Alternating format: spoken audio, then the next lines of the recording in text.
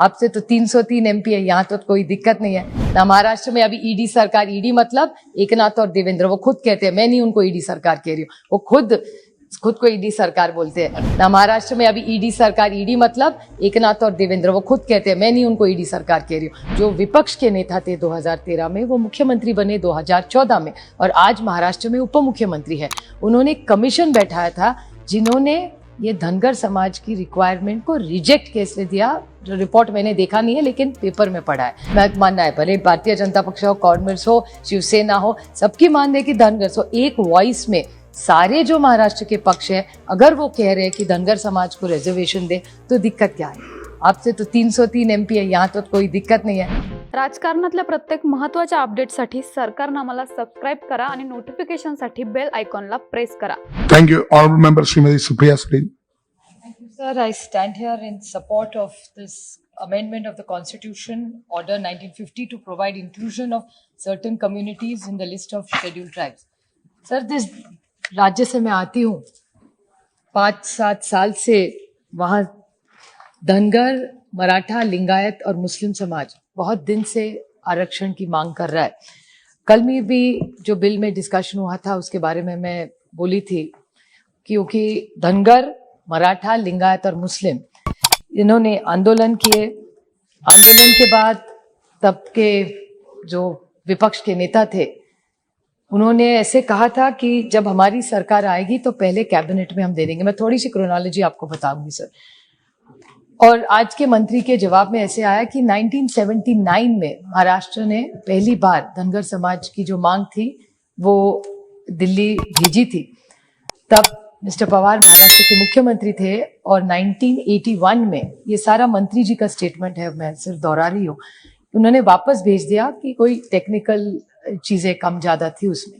लेकिन उसके बाद जब विपक्ष के नेता थे 2013 में, उन्होंने कहा था कि 14 में हमारी अगर सरकार आएगी तो धनगर समाज को पहले ही कैबिनेट में हम आरक्षण दे देंगे। 5 साल सर उनकी सरकार रही। महाराष्ट्र में हर हफ्ते कैबिनेट होती है, तो 5 साल का 52 का हिसाब करे तो 250 कैबिनेट हो चुकी है, लेकिन आरक्षण तो धनगर समाज को नहीं मिला। उसके बाद अभी भी उनकी सरकार है और कल महाराष्ट्र के भारतीय जनता पक्ष के जो मेंबर बोल रहे थे उनकी भी मांग थी कि ये किया जाए। तो महाराष्ट्र में भी उनकी सरकार है और केंद्र में भी उनकी सरकार है, तो दिक्कत कहाँ है ये मुझे समझ में नहीं आ रहा है। तो मैं मंत्री जी को विनती करूंगी कि ये धनगर समाज की जो मांग है, मराठा समाज की मांग है, लिंगायत की, मुस्लिम है, इसका पूरा, कल भी हम एक इसी डिस्कशन में कर रहे थे और ऐसे और 4-5 बिल है। तो अगर हिमाचल के लिए हो सकता है, तमिलनाडु के लिए हो सकता है, उत्तर प्रदेश के लिए हो सकता है, तो महाराष्ट्र के लिए क्यों नहीं हो सकता।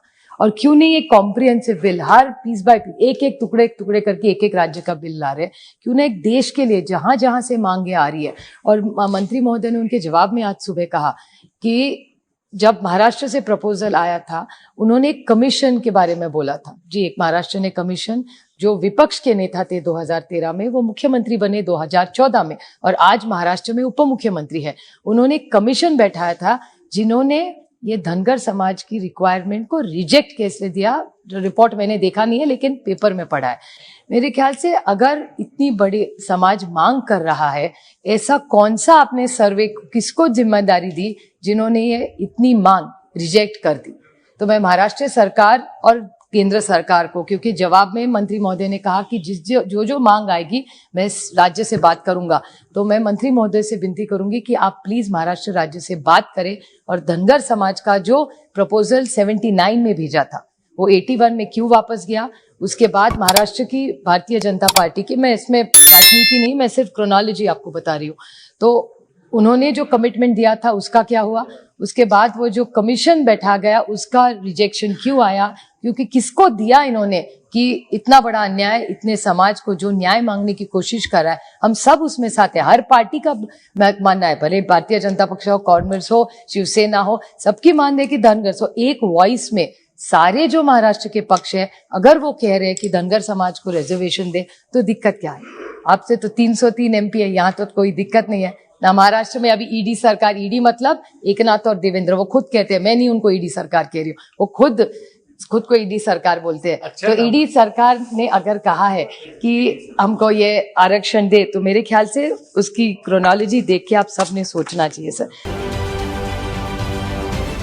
राजकारणातील प्रत्येक अचूक बातमीचे सर्वात आधी अपडेट्स मिळवण्यासाठी सरकारनामाच्या सर्व सोशल मीडिया प्लॅटफॉर्मला लाईक, फॉलो आणि सबस्क्राईब करा. तसंच सर्व नोटिफिकेशनसाठी बेल आयकॉन प्रेस करायला विसरू नका.